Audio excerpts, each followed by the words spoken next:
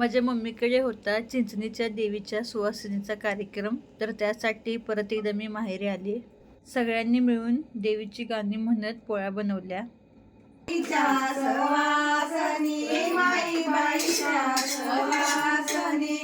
का घालते पुन्हा पुन्हा, मी का घालते पुन्हा पुन्हा, आम्ही आयव सासू सुना, आयव सासू सुना.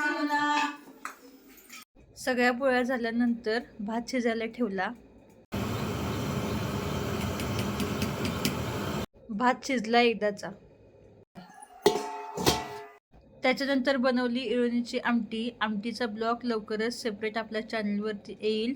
त्याच्यानंतर बनवले गरमागरम भजी.